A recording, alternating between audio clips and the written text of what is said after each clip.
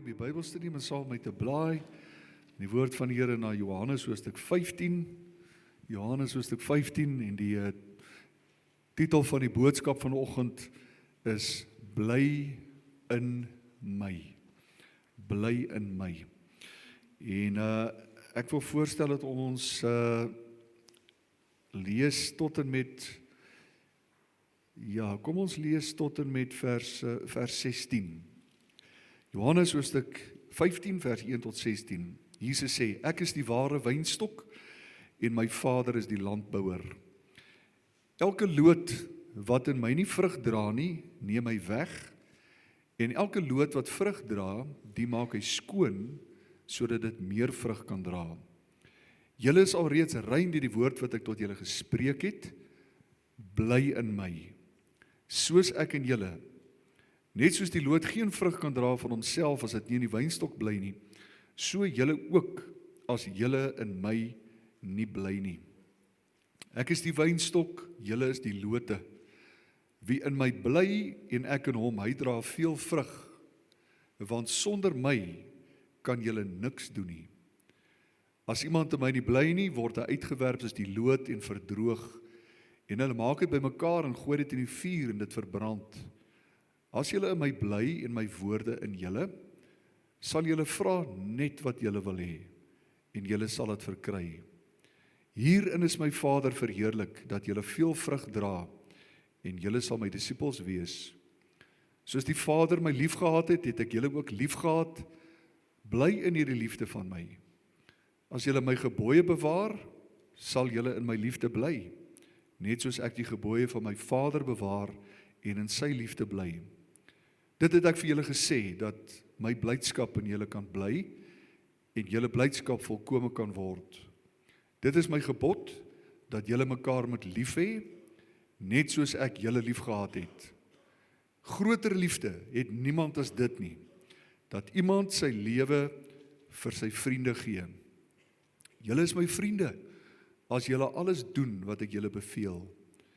Ek noem julle nie meer diensknegte nie, omdat die diensknegt nie weet wat sy Heer doen nie, maar ek het julle vriende genoem, omdat ek alles wat ek van my Vader gehoor het, aan julle bekend gemaak het. Julle het my nie uitverkies nie, maar ek het julle uitverkies.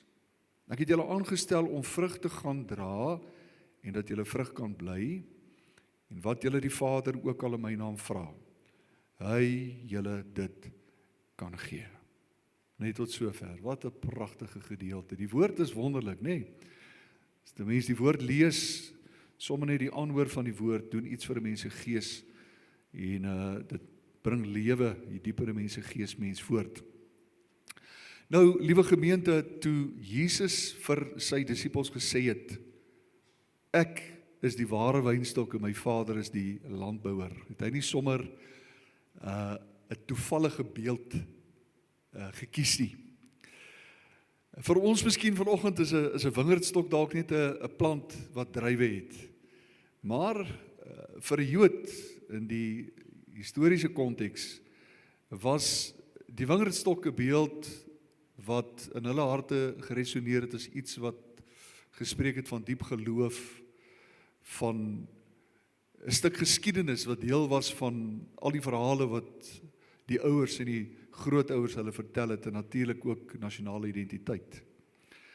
En vir eeue lank het Israel hulle self geken as God se wingerd. Psalm 80 lees ons hoe dat Israel, of God Israel soos 'n wingerdstok uit Egipte uitgehaal het. Ons hoor die woord sê dat hy het nasies verdryf, hy die grond voorberei, en so het hy Israel as die wingerdstok in die beloofde land letterlik gaan plant. En daar het God sy mense beskerm, hy het hulle versorg, en was hy altyd daar vir hulle gewees. Bietjie later lees ons in Jesaja, die profeet, wat Israel ook as 'n wingerdstok beskryf, en dan sê hy, die Here het hulle soos 'n wingerd op 'n vrugbare heuwel geplant, hy het die grond omgespit, die klippe verwyder, die beste wingerdstokke geplant, en hy het 'n wagtoring gebou, en hy het 'n parskuip uitgekap. En dit alles sê vir ons dat God het letterlik alles in sy vermoë gedoen om seker te maak dat hierdie wingerd Israel vir hom 'n goeie oes sou oplewer. En nadat hy dit gedoen het God gewag vir die vrug. Maar die teks sê vir ons in Jesaja 5 vers 2, ja, hy het gewag dat dit goeie druiwe sou dra, maar dit het wilde druiwe voortgebring. En ek dink ons almal ken die tragiese geskiedenis van Israel, nê? God wat hulle geplant het, God wat Israel beskerm het, versorg het, en God wat homself op 'n baie unieke wyse aan hulle bekend gemaak het, maar uiteindelik die vrug waarna God gesoek het, die vrug van geregtigheid, sê die Bybel, die vrug van gehoorsaamheid, getrouheid, liefde, het dikwels in die lewe van Israel ontbreek. Maar dan kom Jesus 'n bietjie later hier in die Nuwe Testament waar ons vanmôre aandoen. In Johannes 15 vers 1 en hy sê iets, eintlik 'n aangrypende uitspraak wat Jesus maak. En as mense te vinnig lees dan mis jy dit. Jesus sê, ek is die ware wynstok. Met ander woorde, Jesus sê, ware lewe word nie bloot gevind daarin dat jy aan 'n volk behoort nie. En hy moes dikwels na Israel toe gaan om vir hulle te sê, moenie julle dink, omdat julle die kinders van Abraham is, die fisiese nageslag van Abraham, dat julle outomaties in 'n verhouding met God staan nie. Jesus kom eintlik hier en hy sê vir hulle, besef vanmôre dat ware lewe word nie gevind in die tempel, in die geskiedenis of dalk in die tradisies waarmee jy groot geword het nie, godsdienstige stelsels nie, maar Jesus sê, ware lewe word in my gevind. Ware lewe word in Jesus gevind. En Israel was geroep om God se vrug te dra, maar ons weet hulle telkens misluk, en daarom het God sy seun Jesus Christus gestuur as die ware wynstok, as die getroue seun van God, die een wat in alle opsigte gehoorsaam was, die een wat in wie die Vader 'n volkome behaag gehad het. Ja, hy was die bron van die lewe en die vrug waarna God nog altyd gesoek het. Jesus Christus is die wynstok. Hy is die een waarin lewe te vind is. En dan kom Jesus en hy draai na die disippels toe en hy sê vir hulle, nou dat julle verstaan dat Jesus Christus die ware bron van lewe is, hy is die wynstok, draai na die disippels, draai na ons toe vanmôre en hy sê, onthou, julle is die lote. En dit beteken dat die vraag nie meer bloot is net, is ek deel van die volk nie, behoort ek aan 'n kerk nie, behoort ek aan die regte kerk nie, is ek deel van die regte tradisie nie, het ek die regte godsdienstige agtergrond nie, maar die vraag is, wat Jesus direk stel aan hulle en aan ons vanmôre is ek aan Jesus verbind? Want, jy sien 'n loot dra nie vrug, omdat hy naby aan die wingerdstok lê nie. Ek weet nie of julle al so iets gesien het nie, nê? 'n loot dra nie vrug, omdat hy net deel van die wingerd lyk nie. 'n loot dra vrug, omdat die lewe van die wynstok deur hom vloei. En dit bring ons by die hart van Johannes 15, nê? En in Johannes 15 het ons hierdie rolspelers wat aan ons voorgehou word. Johannes sê, die Vader is die landbouer, Jesus is die ware wynstok, ons is die lote, en die Vader verlang na vrug. Ja, wanneer 'n landbouer 'n wingerdplant, plant hy dit nie sodat hy mooi blare kan hê nie, nee, hy plant dit met 'n verwagting, en so het God Israel, en so het God ons in Christus geplant, omdat God 'n verwagting het, dat ons vrug sal dra. En as ons Johannes 15 gaan lees, sien ons 'n pragtige ontwikkeling. Ons is hierdie jaar besig met die tema van groei, vir die van julle wat dalk nie weet nie, en daar is min hoofstukke in die Bybel wat groei aan ons so mooi voorhou, want ons sien 'n pragtige progressie, ons sien waar dit begin, ons sien 'n wingerd wat Jesus aanspreek, wat geen vrug het nie, dan uiteindelik begin daar vrugte verskyn, dan word die vrug meer veelvrug en uiteindelik sien ons vrug wat bly. En dit is Vader se bedoeling vir ons lewens. Vader, die landbouer, wil hê dat ons as sy kinders vrugbaar moet wees, dat ons vrug moet dra. Ja, God het ons nie net geroep om godsdienstig te lyk nie. Hy het ons nie net geroep om 'n kerkbank warm te sit nie. Hy het ons nie net gered sodat ons eendag hemel toe kan gaan nie. En so wonderlik is al daai dinge is en so belangrik is wat dit is. Nee, sien ons dat God ons geroep het tot 'n lewe van vrug. Daarom wil ek vanoggend kortliks 3 vrae uit hierdie gedeelte uit beantwoord vanmôre. Luister mooi. Die eerste een is: hoe lyk 'n lewe van Bybelse vrugbaarheid? Ek dink dis belangrik, nee, dat ons Bybelse ankerpunt moet hê. Dis soos met enige iets in ons lewens. As ons wil weet of ons lewe soos wat die Here wil hê ons moet lewe, dan moet ons teruggaan na die woord van God. Hoe lyk vrugbaarheid? Hoe definieer die Bybel vrugbaarheid? Nee, tweedens, wat is die geheim van 'n lewe wat aanhou vrug dra?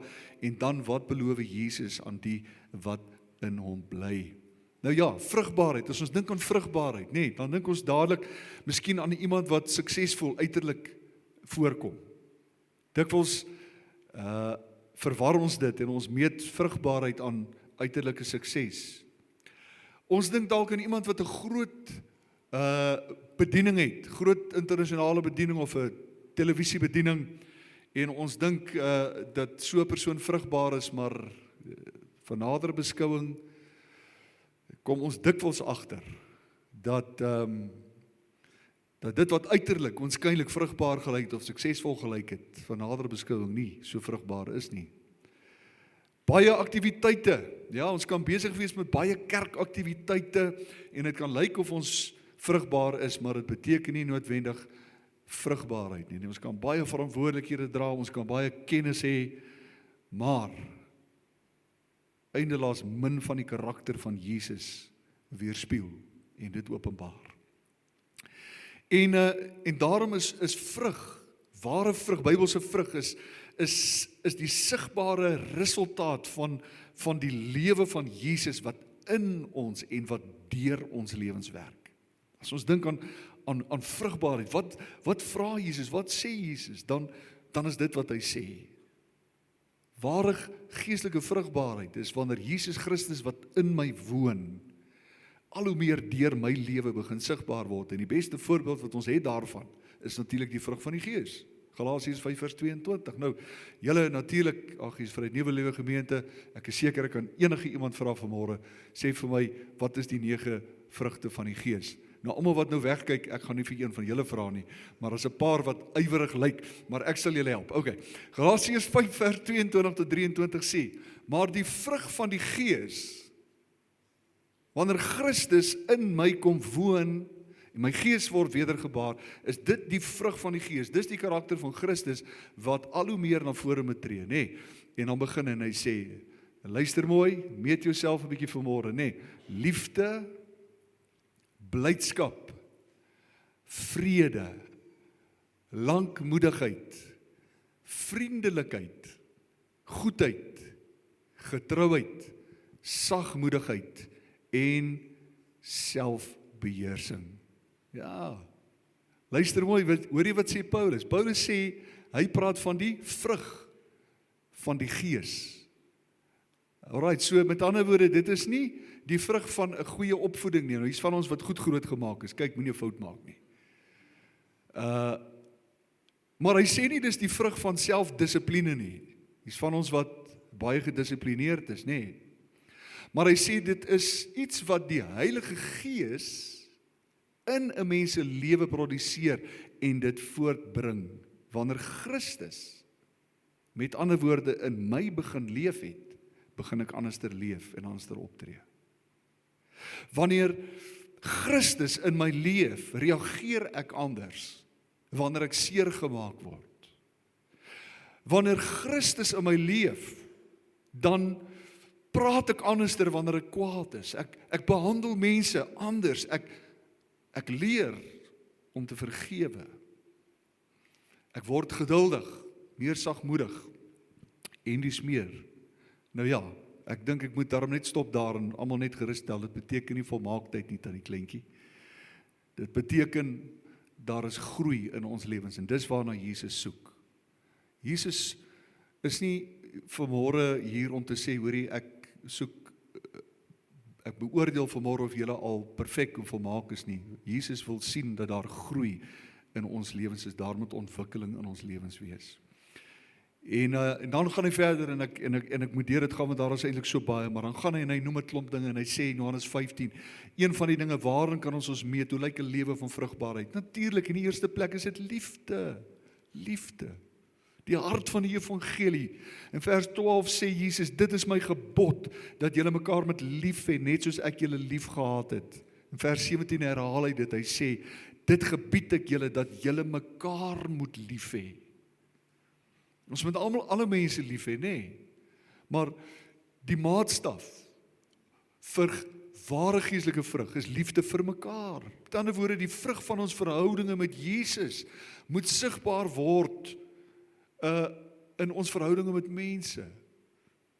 Dit is so, dat ek kan nie sê dat ek in Jesus bly, maar ek weier om te vergewe nie. Ek hou vas aan wrokke, en ek breek mense met my woorde af nie. Nee, 'n lewe van ware geestelike vrug word sigbaar in liefde. 'n tweede ding waarin ons onsself kan meet, of ons vrugbaar is vir die Here. Kom Johannes 15 vers 10, Jesus sê, as julle my gebooie bewaar, sal julle in my liefde bly, net soos ek die gebooie van my Vader bewaar, en in sy liefde bly. Ja, gehoorsaamheid, sê Jesus, is die teken dat ons geestelik vrug dra. Hy sê in Johannes, Jesus het reeds in Johannes 14:15 gesê, as julle my lief het, bewaar my gebooie.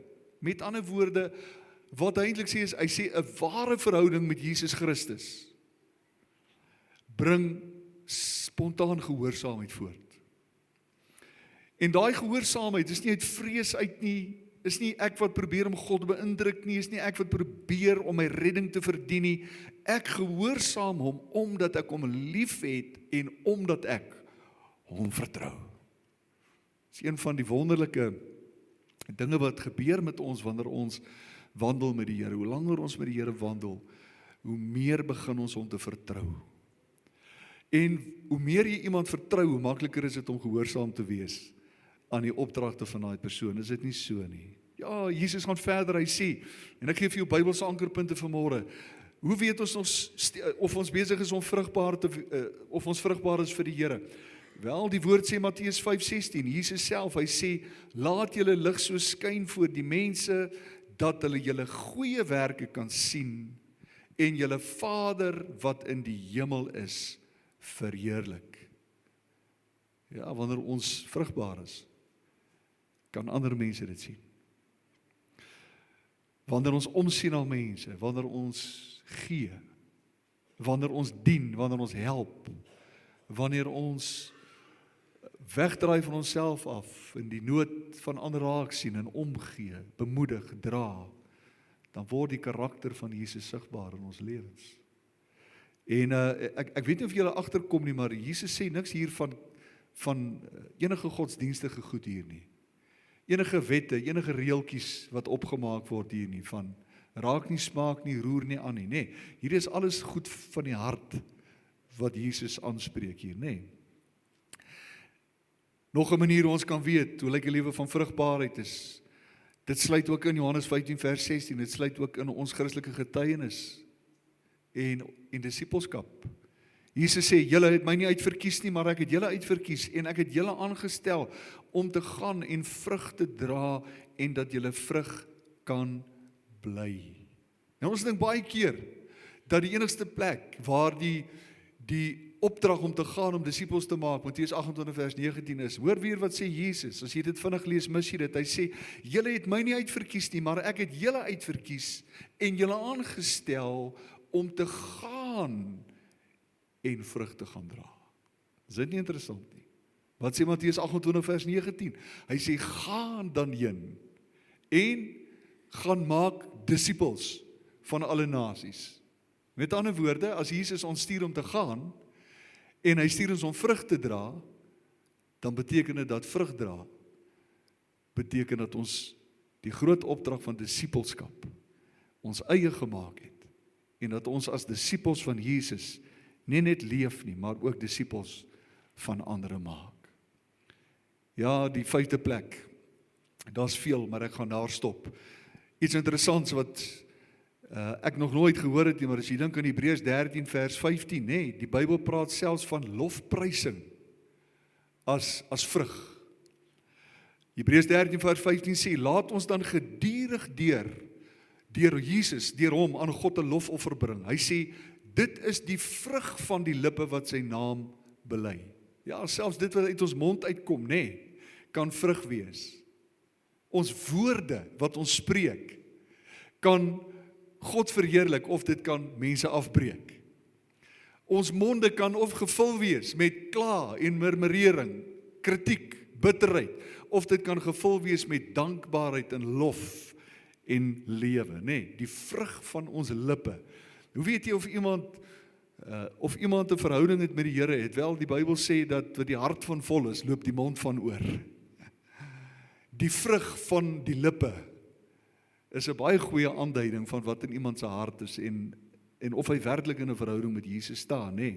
Ja, vrug is alles wat Christus in en deur ons wil voortbring tot eer van die Here. En nou ja, as jy soos ek is, dan sê ek, goed, nou dat ek dit weet, en jy kon jouself wel 'n bietjie meet vanmôre, is die vraag, hoe doen ons dit? Hoe leef 'n mens 'n lewe wat nie net vandag vrug dra nie, maar wat aanhou vrug dra? En hier sien ons 'n pragtige ding in die teks. En dit is dat alhoewel dit belangrik is vir die Here dat ons vrug dra. Dis immers waarvoor ons aangestel is op die aarde, om Christus se karakter te verteenwoordig in 'n gebroke wêreld. Is die fokus van hierdie gedeelte van hierdie teks eintlik nie op die dra van vrug nie, maar dit gaan oor iets baie dieper as dit. Johannes 15 gaan oor bly in my. Hierdie hele gedeelte gaan eintlik Jesus wat ons innooi in 'n verhouding met hom in. En hy sê nie fokus op die vrug nie, want ek wil nou vir jou sê, as jy gaan fokus op die vrug, gaan dit nie lank wees nie, dan begin jy al hierdie dinge uit jou eie krag en uit jou eie vermoë uitdoen. Daarom roep Jesus ons terug en hy sê, hoe gaan ons dit doen as kinders van God? Hoe gaan ons vrugbaar wees vir hom? Nou, hier is die sleutel, hier is die geheim vanmôre. En ek wil vanmôre vir jou sê, as daar een ding is waarop jy moet fokus in jou lewe, dan is dit hierdie woorde. Jesus se woorde, bly in my. Nou ja, ek weet nie of jy al gedink het daar nie, maar Jesus sê, bly in my soos wat ek in julle bly. Nou dink aan hierdie stelling vanmôre. Die Bybel sê, hy bly in jou. Is dit so? Amen. Hy bly in my. Alright. Maar is baie moontlik vir Jesus om in my te bly. Maar ek bly nie in hom nie. Ja, hy bly in my, wedergebore, kind van God, ek gaan hemel toe. Ja, die woord sê dit. Ek gee julle die ewige lewe, julle sal nooit verlore gaan tot in alle ewigheid nie. Dis 'n genadegawe, 'n geskenk van God. Hy bly in my. Die oorgrootste meerderheid van die wêreld, wat Christene is, ten minste kan getuig, Jesus bly in my, maar die vraag is vanmôre nie bly in jou nie, die vraag is bly jy in hom? Want Jesus sê, hy gee, wanneer hy sê bly in my, kom Jesus nie net na ons toe en hy sê, alright, hier is ons nog gestel geestelike reëls of wette, wat julle moet handhaaf, wat julle moet onderhou nie. Hy kon dit baie maklik gesê het. Wanneer hy sê, bly in my, sê Jesus nie vir sy disippels, alright, luister, bly in my beteken, probeer net 'n bietjie harder nie. Staan 'n bietjie vroeër op in die oggend, bid 'n bietjie langer, doen 'n bietjie meer nie. Nee, dis nie wat Jesus sê nie. Wanneer Jesus sê, bly in my, sê hy nie, julle moet meer gefokus wees nie, of jy moet hierdie 5 stappe volg tot 'n geestelike lewe nie. Hallo, is julle by? Maar wanneer Jesus sê, bly in my, dan gee Jesus homself. Hy sê, bly in my, soos ek in julle. Hy gee homself vir ons, sodat ons in 'n verhouding, 'n persoonlike verhouding met hom kan leef. Ek wil vanmôre hier met hoor, broers en susters, die geheim van 'n vrugbare lewe is nie eerstens inspanning nie, maar die geheim tot 'n vrugbare lewe is verbondenheid, is verhouding met hom. Jesus gebruik die beeld van 'n loot. 'n Loot sê hy kan nie vrug dra as hy van die wynstok afgesny is nie. Dit maak nie saak hoe hard daai loot probeer nie, dit maak nie saak hoe ernstig of hoe toegewyd die loot is nie. Jesus sê, sonder die wynstok het die loot geen lewe in homself nie. Sonder 'n verhouding met Jesus, 'n persoonlike verhouding, wow, is dit nie amazing nie? Ons is daar by die mannekamp, en Vrydag aand, wonderlike tyd gehad, heerlike tyd van aanbidding. Oukie wat daar sange gelei het regtig waar 'n worship hart. En die Saterdagoggend was daar 'n ou gewees wat al 30 jaar uit internasionale bediening, erkende profetiese bediening, word erken as 'n profeet binne die breër liggaam van Christus. En dit was vir my so mooi gewees. Hy het daarvoor net so op die stoel gesit, en vir die 2 ure of uur en 'n half wat ons gehoorship het ek hom dopgehou so uit die hoek van my oog uit, en hy was heeltemal weggevoer in die Here. Die hele tyd net hande in die lug, sy oë was toe, hy was nie bewus van wat hom aangaan nie, en terwyl ek vir hom kyk, kon ek ervaar en kon ek sien, hierdie ou het uit 'n werklike verhouding met die Here. Hy aanbid die Here. Hy is letterlik terwyl hy aanbid is hy by die Here. En vanoggend het ons die voorreg, is dit nie amazing nie, dat ons 'n verhouding kan hê, 'n persoonlike verhouding met God die Vader. Dat ons 'n persoonlike verhouding met Jesus kan hê. Ons kan enige tyd van die dag met hom praat, ons kan hom aanbid. As ons mooi luister, sal ons hoor hy praat terug met ons. Hy wil ons lei in alles wat ons doen. Gaan lees Johannes hoofstuk 16, die hoofstuk wat net hier volg daarna, en dan kom Jesus op die rug van hierdie bly in my, bly in my. Raai wat is die volgende hoofstuk? Is die hoofstuk oor die Heilige Gees, is oor die trooster. En dan sê al die dinge, hy sê, sonder die Heilige Gees, sonder die trooster, wanneer hy kom, die Gees van waarheid, sal hy julle in die hele waarheid lei. Met ander woorde, deur die Heilige Gees kan ons in hierdie wonderlike verhouding met die Here staan. En ek preek vanmôre vir die koor, want ons almal wat hier sit, het vanmôre 'n persoonlike verhouding met die Here. Maar ek dink dikwels mis ons die bly in my gedeelte. Ons dink net omdat Jesus in my bly, het ek outomaties 'n verhouding met hom. Nee, die feit dat hy in my kom bly het dit wel vir my moontlik gemaak om 'n verhouding met hom te hê. Maar Jesus sê, bly in my, soos wat ek in julle bly. Dit sê, hy wil hê van my kant af, moet ek hom soek. Ek moet tyd op sy sit vir hom. Inteendeel, ek wil so ver gaan om te sê, dis 'n verkeerde manier van praat. Ons sit nie tyd op sy vir die Here nie, want hy wat in ons woon, is nie amper asof dit iemand is wat in 'n vertrek inkom en sê, alright, ek het nou 1 uur afspraak met Jesus, hy kan nou inkom nie. Nee, hy bly in my. Ek is die hele dag besig met hom. Ek is die hele dag connected aan hom. Ek bly in hom en hy bly in my. Johannes hoofstuk 17, die hoofstuk daarna, die hoëpriesterlike gebed van Jesus wat sê, Here, ek bid dat hulle een sal wees soos wat ons een is. U in my en ek in u en ons in hulle, dat ons nooit disconnected sal wees van die teenwoordigheid van die Here, dat ons in die Gees en deur die Gees kan leef. Hy is altyd by my. En dis wat Jesus hier sê vir ons. Hy sê, sonder die wynstok het ons geen lewe nie. Ons is die lote.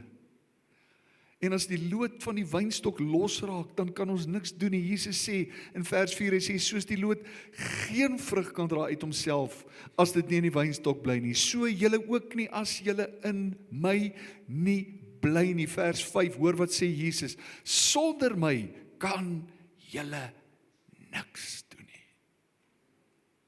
Hy sê nie, sonder my kan julle 'n bietjie minder doen nie. Hy sê, sonder my kan julle niks doen nie. Ons kan dalk sonder hom godsdienstig lyk, ons kan programme aanbied, ons kan mense beïndruk, ons kan onsself besig hou, maar luister hier vanmôre, ons kan nie die geestelike vrug voortbring wat Vader soek, sonder 'n lewende, persoonlike verhouding met Jesus nie. Alles in ons lewens, hoor gou vanmôre, alles in ons lewens as gelowiges op hierdie geloofsreis vloei uit ons persoonlike verhouding met hom. Die bede wat jy bid, die verwagting wat God ontmoet in jou lewe, die pad wat jy loop, is alles die uitvloeisel van jou persoonlike verhouding met Jesus Christus. En daarom wil ek sê vanmôre, en ek haas my, is hierdie gedeelte geskryf, en is nie vanmôre oproep vir ons om harder te probeer nie, die harder probeer godsdiens van die Ou Testament, van reeltjies en wette en uiterlike dinge, van routines volg en dink daardeur dat ons in 'n verhouding met hom kan kom nie. Nee, hy is 'n werklikheid wat in ons leef en hy wil in 'n verhouding met ons staan. Jesus sê nie sonder my kan julle 'n bietjie minder doen nie. Nee, Jesus sê sonder my kan julle niks doen nie. Wat beteken dit prakties? Hoe bly 'n mens in Jesus? Wel, ek gaan jou 'n paar dinge gee. Jy gaan met huis toe gaan om hierdie woord oop te breek. Maar dinge wat ons elke dag of jaar na jaar al gehoor het, maar luister hier vanmôre, Bybelse ankerpunte vir jou om te weet, is jy werklik besig om in Jesus te bly en wat kan jy doen? Vers 7 sê, as julle in my bly, hoor hier, en my woorde in julle, met ander woorde, Jesus sê om in my te bly, beteken dat sy woord binne in my bly.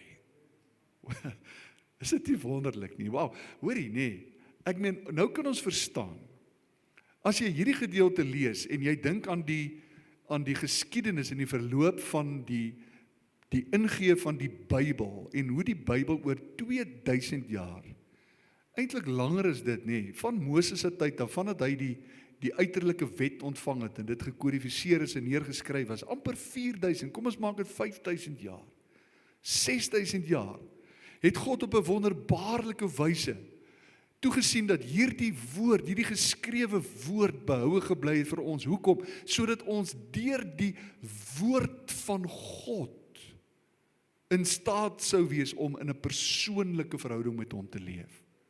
Kan jy verstaan vanmôre hoe belangrik is die woord van God? Want sonder die woord van God, broers en susters, kan God dalk in jou bly, maar jy kan nie in hom bly nie, want dit is deur die woord wat jy hom leer ken. Dis deur die woord wat hy homself aan ons openbaar. Vanoggend ook opstaan, toe dink ek aan die skrif wat sê, en Paulus sê, hy sê, want die hele skrif is deur God ingegee. 2 Timoteus 4, nee, en is nuttig tot lering, tot onderwysing, weerlegging in die geregtigheid, sodat die mens van God volkome kan wees, vir elke goeie werk volkome toegerus. Jo, dis 'n lang teksvers, nee. Maar is dit nie wat dit sê? Die hele skrif is deur God ingegee, en hy het gekies dat dit behoue bly, sodat ons deur die woord in 'n verhouding met hom kan staan. Dit sê, as ons nie in die woord bly nie, en Jesus sê, as die woord nie in my is nie, dan kan ek nie in hom bly nie. Yes, hy kan weliswaar in jou bly, maar luister, jy mis uit op 'n wonderlike, lewendige, intieme verhouding met hom. God het nie om dowe neute bepaal dat die woord behoue gebly het nie. Dis sodat ons in 'n verhouding met hom kan leef. Kan ek jou vra vanmôre, hoeveel van die woord leef vanmôre in jou? Kan ek vir jou vanmôre sê, oog het nie gesien en oor het nie gehoor wat God voorberei het vir jou, wat hom liefhet. En ek wil vanmôre vir sê, as jy nog nie erns gemaak het met die woord nie, daar's 'n wêreld wat vir jou gaan oopbreek. God wil hê ons moet hom ken. Hy wil ons met hom intiem ken. Johannes 17 praat van ginosko, intieme kennis van God. Hy wil homself aan ons openbaar. Hy is nie daar ver en ons is hier nie. Hy wil hê ons met hom ken. Die woord van God sê vers 7. Dan sê vers 10 vir ons, bly in hom deur gehoorsaamheid.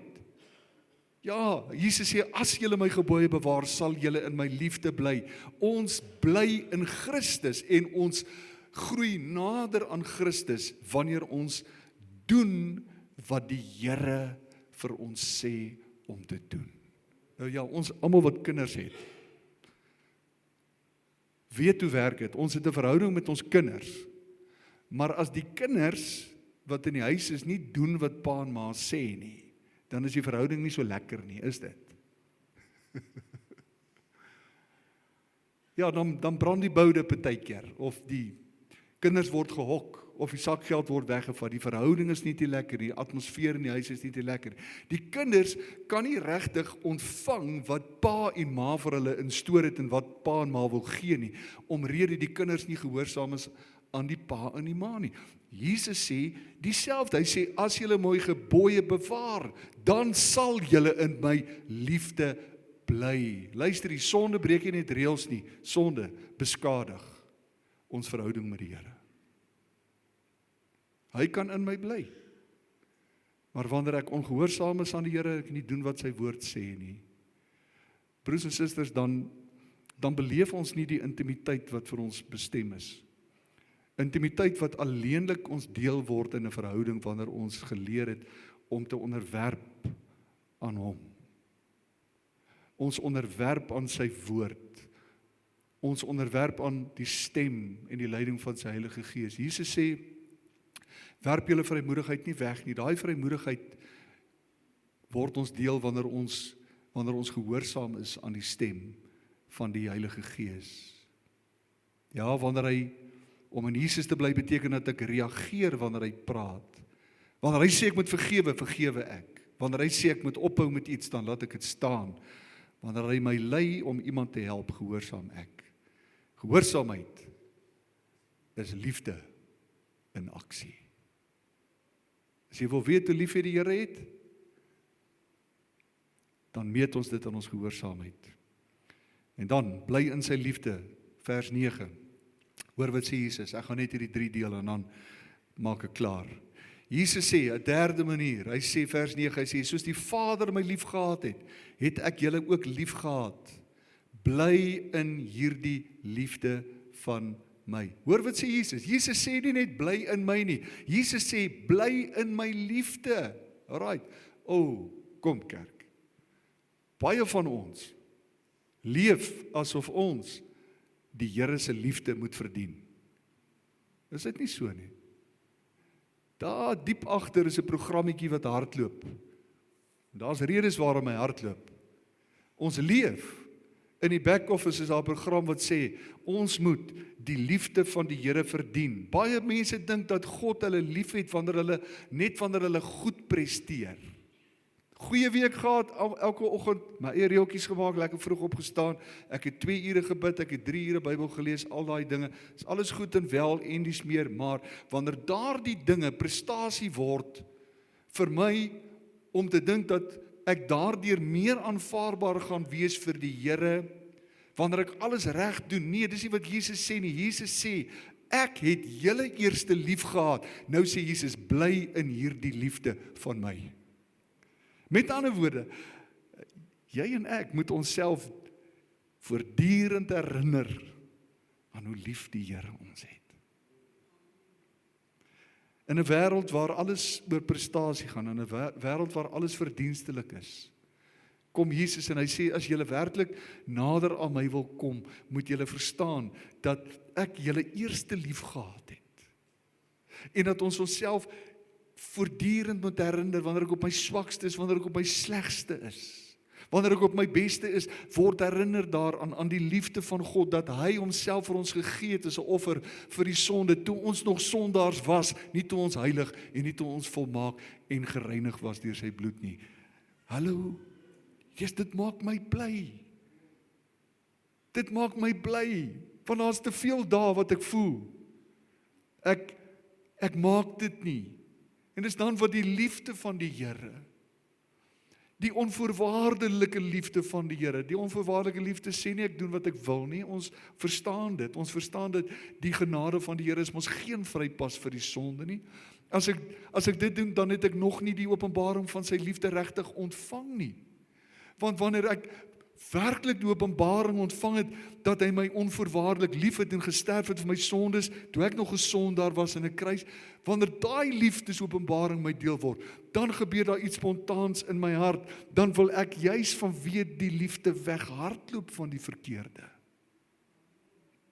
Want die liefde van Christus dring my, nie meer die vrees vir die straf nie, want die straf, die Bybel sê, vrees sluit straf in. Maar daar's geen vrees in die liefde. Daar's geen vrees in die liefde, en wanneer die vrees weg is, het die liefde volmaak geword, want Dit beteken die straf is ook verwyder. En wanneer daardie liefde my liefdesopenbaring word en ek daai liefde ontvang, kan ek rus daarin en gebeur daar iets wonderliks in my verhouding met God. Ewe skielik wil ek begin bid. Baie ouens wil nie bid nie, jong, want as jy begin bid, dan koes ouens al vir die bakstene of die weerligstrale, nê? Dit sê vir ons dat iewers in ons verhouding met die Here het die liefde nog nie volmaak geword nie. En een van die gewisse maniere hoe ons in hom bly, is deur kommunikasie, is deur gebed. Hoor wat sê Jesus, hy sê in vers 7, hy sê, as julle my bly en my woorde in julle, sal julle vra net wat julle wil hê, en julle sal dit verkry. Hy wil hê ons moet vra. Dit beteken nie ons kom net om toe met 'n lysie van to-do's en wants nie. Dit sê, vra impliseer, daar's 'n verhouding. Hy sê, kom met vrymoedigheid na my troon van genade toe. Broers en susters, hy's die beste pa wat jy kan imagine. Nou, ek het 'n goeie pa gehad.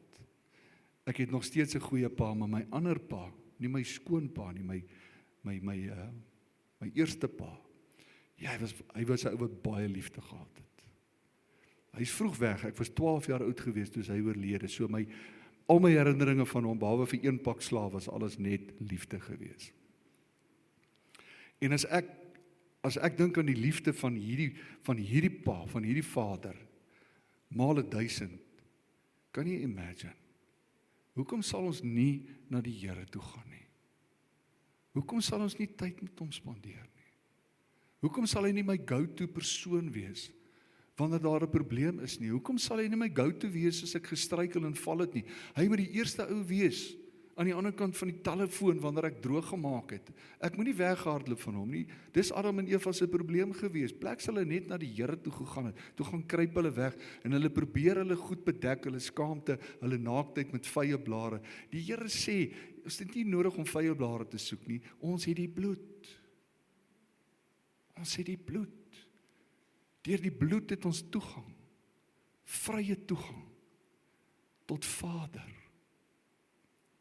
Hy is jou Vader. En hy wil in 'n verhouding met jou leef. Broers en susters, ek's klaar. Daar's wonderlike beloftes in ons lewens wanneer ons in hom bly. Ek noem dit net, vers 5. Die eerste belofte is, daar sal vrug wees, veel vrug. Vrug beteken ook, ons word gesnoei, dis 'n preek vir 'n ander dag. Die Bybel sê in vers 7, Jesus sê as ons in hom bly, hoor hier, as ons in 'n verhouding met hom staan, regtig waar ons oorgee en oopmaak vir hierdie persoonlike verhouding, sê hy, sal julle vra net wat julle wil hê, en julle sal dit verkry. Oh my soul. Nou, ons moet dit ook kwalifiseer, nê? Want wanneer ons in 'n verhouding met hom staan, dan begin die begeertes van ons harte om ons ook te verander. En dan skielik bid ons nie meer vir die dinge waarvoor die heidene bid nie. Matteus 6, Jesus sê, dan begin ons die koninkryk van God soek en ons gebede begin verander want die begeertes het verander en dan begin ons begeertes in lyn kom met die hart en die wil van God en dan gee hy vir ons alles wat ons vra, want wat ons vra is binne sy wil. En dan beleef ons hierdie besondere intimiteit, want ons weet ons is in die wil van die Here. Nog 'n belofte is, Jesus beloof ons volkome blydskap. Vers 11, jy kan dit gaan lees, volkome blydskap. Hy sê nie jou blydskap nie jou blydskap wat op steroids is nie, hy sê sy blydskap wat hy in jou sit, gaan jy beleef. Jesus beloof verder, vriendskap.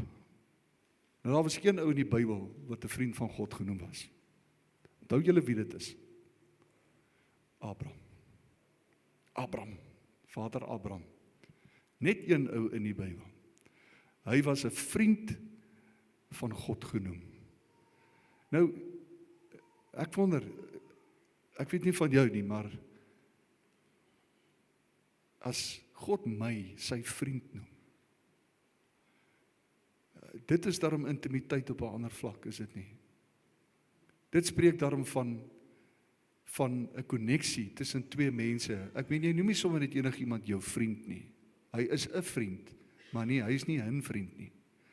En God noem Abraham sy vriend, maar hoor wat sê die Bybel? Die Bybel sê, as ons in hom bly, as ons hom soek, vers 15 sê hy, noem ek julle nie meer diensknegte nie, maar noem ek julle my vriende.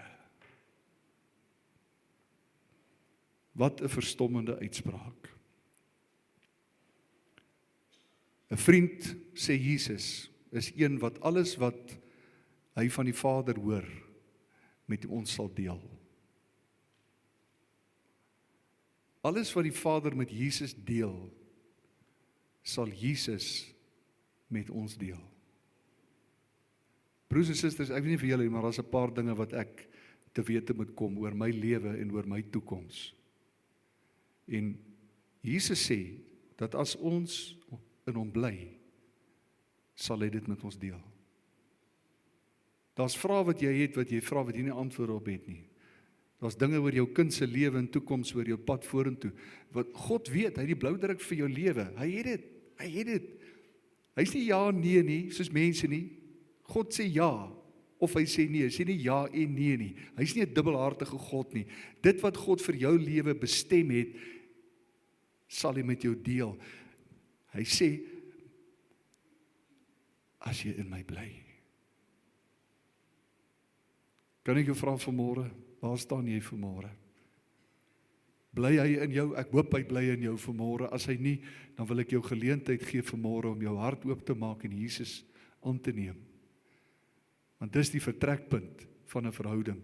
Hy het gesterf, sonde het, die skeidsmuur het hy weggeneem, sodat deur hom aan te neem, jy in 'n verhouding met hom kan staan.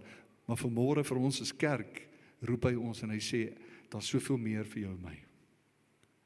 Maar bly in my. Kom ons sluit die oë vir 'n oomblik, dan bid ons saam. Vader, dankie dat ons vanmôre die wonderlike versekering het dat Here, dat U nie net in ons bly nie, maar Here, dat U hart, U skatkamers, die volle dimensies van wie U is, dat U dit met ons wil deel soos vriende, hulle harte en hulle lewens met mekaar deel. Here, U is nie een wat U self verberg vir ons nie, maar Here, tog bly U verborge vir hulle wat U nie soek nie. Here, daar is vrae in hierdie gebroke wêreld, dinge wat ons nie verstaan nie. Here, ons het baie battles, baie dinge waaroor ons onseker is en Here, dan dink ons, na wie toe moet ons gaan? Wel, Here, U woord sê, ons kan na U toe kom, want alles wat Jesus by die Vader ontvang, wil Jesus met ons deel. Here, ons begeer dit. Maar Here, ek besef vanmôre, dit gebeur nie net nie, dit vra 'n lewe van oorgee. Dit vra eerstens vanmôre 'n hart wat oopmaak en sê, ek wil U ken, ek wil U meer ken. Lord, I want to know You more, deep within my soul. I want to know You. En die Here sê, ek voel die Gees angs in my om te sê, my kinders, julle is te besig. Ek weet, dit klink nie vreeslik geestelik nie, maar ek voel dis wat die Gees sê. In 'n oomblik stop die Here, hy sê, hy wys my horlosie, hy sê, luister, julle is te besig. Julle hardloop. Daar's nie 'n minuut in die dag wat ek regtig by jou kan uitkom nie, want jy hardloop net, jy jaag net teen die klok, teen die horlosie. Die Here sê, I need to draw you away, you need to spend time with me, you need to learn how to wait upon me. Die Here sê, selfs as julle in die kerk inkom, op 'n Sondag, dan hou julle die horlosie dop, die lofprysing, julle hou die horlosie dop, die prediking, julle hou die horlosie dop. Die Here sê, tyd is in my hande, ek is buite tyd en ruimte. Die Here sê, as jy my wil leer ken, gaan jy bereid moet wees om sekere dinge neer te sit, eenkant te sit, to get away from distractions, so that we can spend time together. Ek wil jy moet my leer ken, soos 'n bruid en 'n bruidegom, toe hulle mekaar net ontmoet het, ure spandeer het in mekaar se teenwoordigheid. Alles kon stilstaan, die hele wêreld kon stilstaan, sodat daai bruid en bruidegom mekaar kon leer ken en hulle harte verkleef kon word aan mekaar. Die Here sê, I want to know you. I want you to know me. Jy is my bruid en ek is jou bruidegom. Daar's meer, sê die Here. En ek roep julle vanmôre in hierdie verhouding in dieper, sê die Here. Dieper, sê die Here. Die Here sê daar's 'n diepte, dieper as reeltjies en oppervlakhede.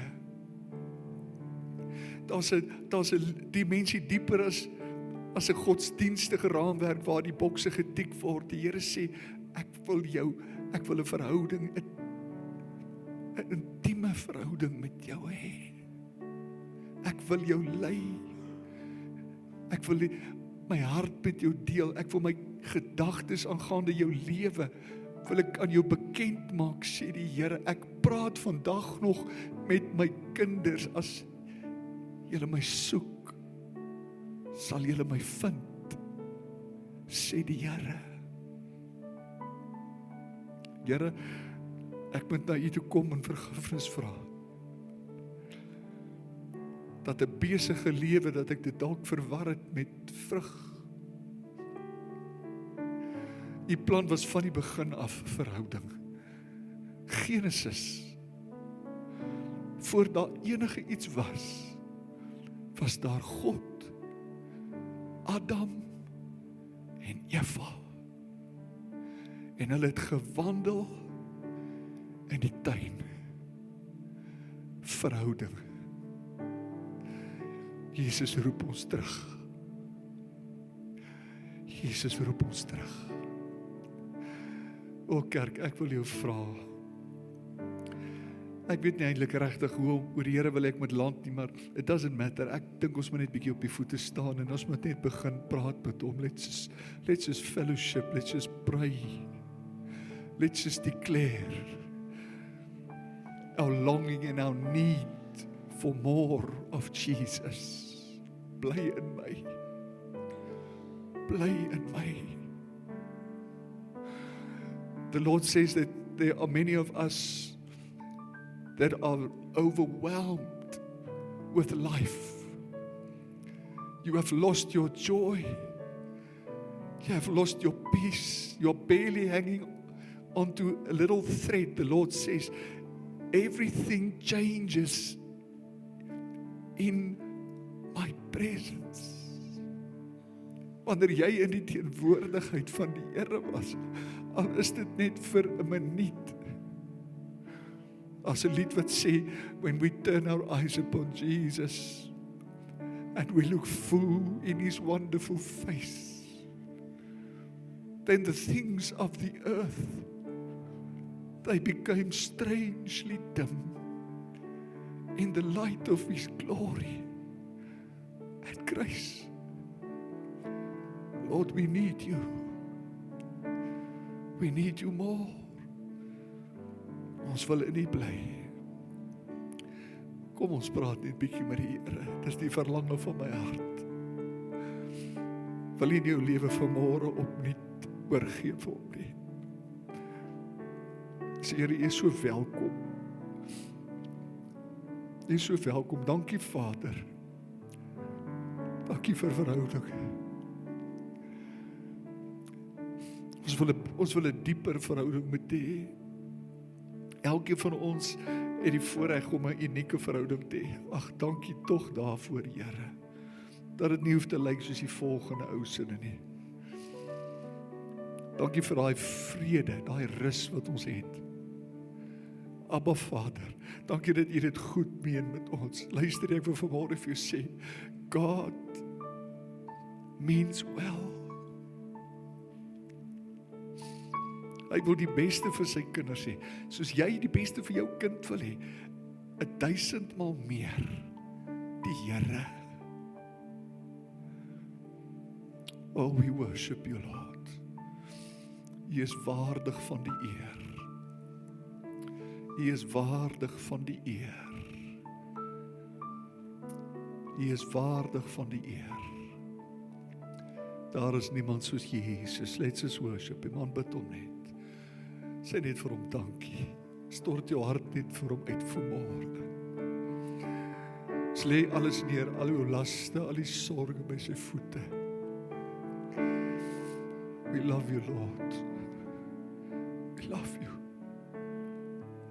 We love you. Pour out your spirit, Lord. Pour it out over us. U is waardig van die eer, Here. We worship you, Jesus.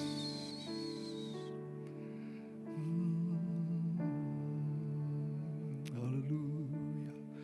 Let's worship him. Let's worship him. Let's worship him. Let's worship him. Here, raak die mense, raak die kinders aan vanmôre. Ek sien baie my gees wat laste neerlê vanmôre. Jy dink jy moet alles self dra. Die Here sê, in my teenwoordigheid kan jy dit neerlê. Hy sê, dis is ek wat dit dra, nie jy nie. Hy sê, sonder my kan jy niks doen nie. As jy dink dat jy tot hier gekom het sonder my, nee, die Here sê, dis ek wat jou gedra het. Ek sien fisies in my gees, groot, soos hierdie ouens wat opklim na Mount Kilimanjaro toe, hulle het hierdie pakke, die Here sê, lê dit neer. My lewe, my plan vir jou, is dat jy lig sal leef, vry, sorgvry sal leef, bekommernisvry sal wees, vreesvry van vrees sal leef, midde van alles wat jy moet doen, midde van al jou verantwoordelikhede. Hy is langs jou vanmôre, gee vir hom daai rugsak. Gee vir hom jou kinders. Gee vir hom jou finansies. Hy wil dit dra, soos wat hy die kruis Golgotha gedra het. So wil hy dit dra. Hy wil jou siekte dra. Hy wil jou sonde dra. Hy wil jou pyn dra. Sien dit vanmôre, gee dit vir die Here. Sien hom met die kruis, die bebloede liggaam. Hy stap Golgotha toe. En hy dra dit vir jou. En hy sê, ek sal dit end uitdra, sodat jy vrugbaar kan leef, tot my eer, sodat jy die wêreld kan weet, nie jy so great nie, sodat hulle Christus kan sien in jou, sodat jy die wêreld kan sien, dat Jesus leef, dat daar 'n kruisdraer is, dat daar 'n bagasiedraer is, een wat ons lief het, wat saam met ons deur hierdie lewe gaan. Jy hoef dit nie alleen te doen nie.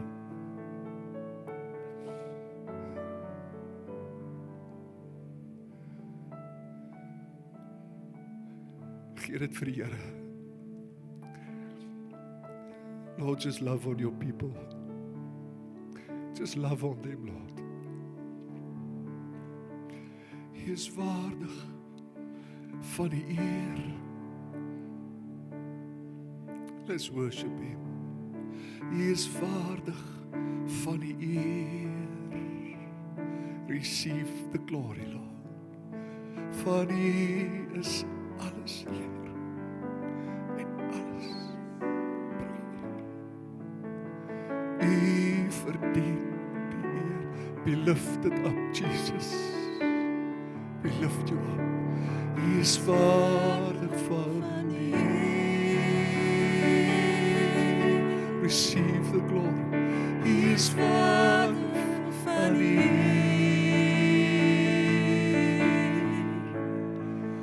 Van die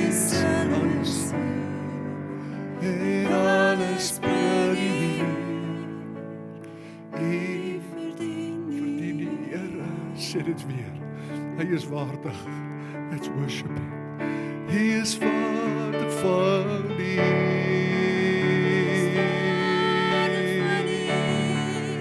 Hy is waardig van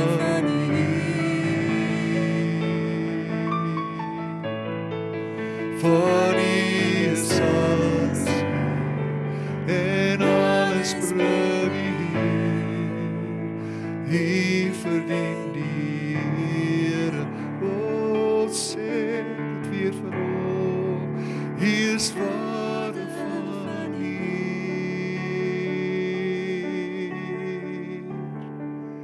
Hy is waardig van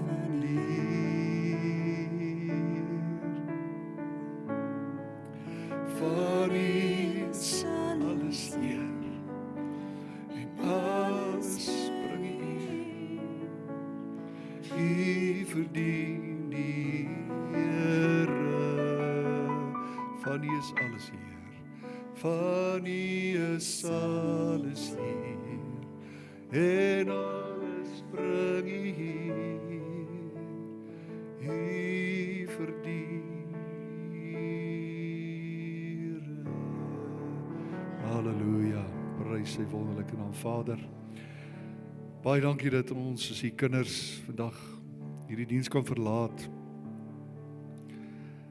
met die wete, Here, Jy is in ons en ons is in U. Vader, die woorde echo in my gees, want sonder my, sê Jesus, kan ons niks doen nie. Vader, dis U wat ons tot hier gedra het as die lote. U is die vingerstok. You are the source of life. En die Here sê, solank Jy in my bly, sal my krag, my hoop, my lewe deur Jou vloei. Ek sal Jou nie begewe en Jou nie verlaat nie. Vader, dankie dat ons harte versterk is vir hierdie week wat voorlê. Ons geloof het opgestaan en ons weet, Jy is met ons. Ons bid die hand van bewaring oor elke een van U kinders se lewens. Ek bid spesifiek daarvoor. Stuur die engele en gaan ons lewens, gaan ons huise, ons plase, ons besighede, waar ook al ons beweeg. Lord God, will You protect us? Will You keep us safe in Your arms, in Your mighty hand? En word verheerlik daardeur. Here, ons vandag in die vrede, maar ons weer by mekaar op die bestemde tyd. Ons dink aan ons boetas wat terugry van Pretoria af. Ons vra dat U asseblief U hand oor hulle sal hou ook. En Here, tot ons weer by mekaar is. Dankie vir hierdie oggend. U is waardig van die eer. Dit is ons gebed. In Jesus se naam bid ons dit. Amen. Amen. Amen. Prys sy wonderlike, wonderlike naam. Broers en susters, baie, baie dankie vir die heerlike tyd saam in die teenwoordigheid van die Here. Kuier lekker saam, ons lekker koffie daar agter tot volgende week toe. Shalom.